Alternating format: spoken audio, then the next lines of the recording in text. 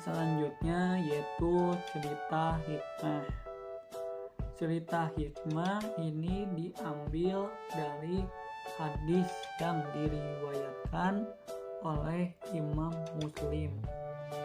Imam Muslim adalah periwayat hadis yang telah masyhur atau telah membukukan hadis-hadis sahih. Imam Muslim dalam kitabnya pernah meriwayatkan sebuah hadis tentang kisah yang disabdakan oleh Nabi Shallallahu Alaihi Wasallam yang menceritakan kisah seorang pembunuh yang telah membunuh 99 orang dalam hidupnya.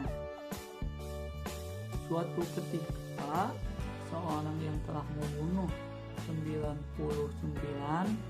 orang tersebut terbesit dalam pikirannya, apakah taubat yang dia lakukan itu diterima oleh Allah Subhanahu wa Ta'ala atau tidak. Pertanyaan itu sangat membebani dalam pikirannya. Akhirnya seorang pembunuh itu menanyakan kepada seorang alim ulama. Beliau menanyakan, apakah saya dapat ampunan dari Allah Subhanahu wa Ta'ala atau tidak, karena saya telah melakukan dosa besar, yaitu melakukan jinayah pembunuhan atau menghilangkan nyawa orang-orang yang tidak bersalah. Dan juga apakah tobat saya akan diterima sebelum ajal menjemputnya atau menjemputku. Lalu pertanyaan tersebut dijawab oleh rahib atau rahib. Jawabannya oleh rahib tersebut tidak mewakili pertanyaan atau jawaban yang diharapkan oleh seorang pembunuh tersebut. Akhirnya seorang pembunuh tadi yang 99 orang yang membunuh orang yang tidak bersalah lalu membunuh seorang rahib yang tadi karena tidak bisa menyelesaikan apa yang menjadi permasalahannya. Akhirnya seorang pembunuh tersebut menggenapkan pembunuhannya menjadi 100 orang. Kisah tersebut tidak berhenti sampai di situ. Sang pembunuh menemui tokoh lainnya. Kali ini dia diterima seorang alim ulama. Beliau menceritakan kepada alim ulama bahwa saya itu telah melakukan dosa besar, yaitu jinayah pembunuhan yang membunuh 100 orang yang tidak bersalah. Setelah mendengar cerita dari seorang pembunuh tersebut, seorang alim ulama menjawab pertanyaan tersebut dan menanyakan lagi kepada seorang pembunuh tersebut, apakah saya seorang pembunuh 100 orang tersebut masih pantas untuk diterima tobatnya oleh Allah Subhanahu wa Ta'ala. Lalu seorang alim ulama menjawab, ya, siapa pula yang menghalang-halangi untuk bertobat? Pergilah dari tempat ini dan bergegaslah menuju kota itu. Karena di sana ada kaum yang taat beribadah kepada Allah Subhanahu wa Ta'ala. Beribadahlah bersama mereka, jangan kembali ke negerimu, sebab negerimu itu telah menjadi negeri yang buruk. Akhirnya beliau tobat kepada Allah Subhanahu wa Ta'ala, dan akhirnya beliau meninggal atau malaikat Israil menjemput beliau.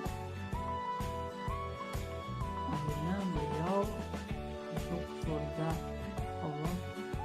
surganya Allah Subhanahu wa Ta'ala. Yang kita petik dari kisah tersebut adalah kita tidak boleh menghakimi seorang yang melakukan kesalahan.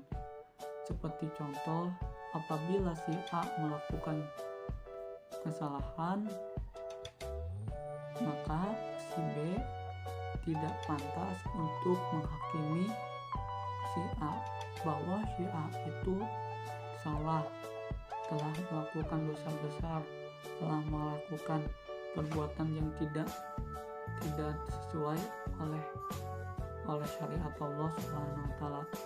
Jangan, karena yang kita bisa ambil selain itu, Allah adalah Maha Ghafar, yaitu Allah adalah Maha Pengampun.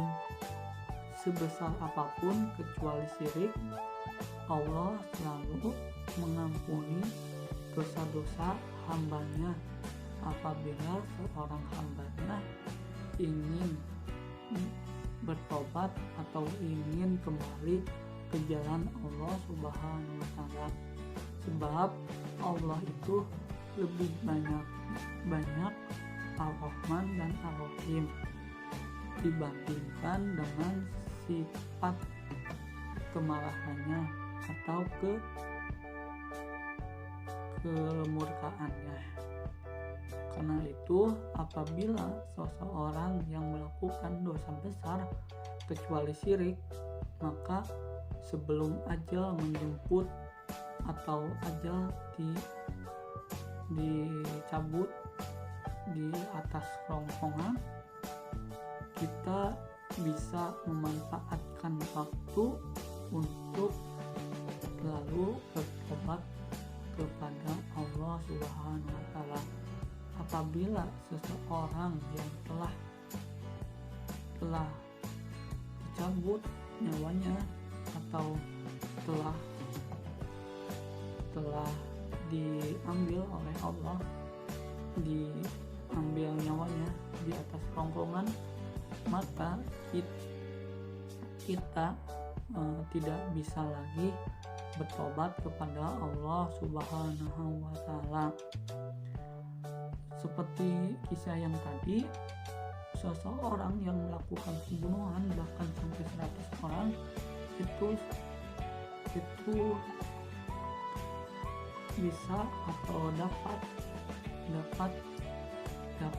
pencerahan dari seorang ulama bahwa selama kita hidup kita bisa bertobat kepada Allah Subhanahu wa Ta'ala. Jangan menghakimi seseorang bahwa seseorang telah melakukan dosa besar, maka pengampunan atau pintu pertobatan itu telah ditutup oleh Allah Subhanahu wa Ta'ala. Karena jelas bahwa seseorang yang belum dipisahkan jiwa dan raganya atau masih di dalam jiwanya, nyawanya, maka kita pantas untuk berterima kasih kepada Allah Subhanahu wa Ta'ala karena kita masih bisa mendapatkan hidayah, itu kita dapat bertobat kepada Allah Subhanahu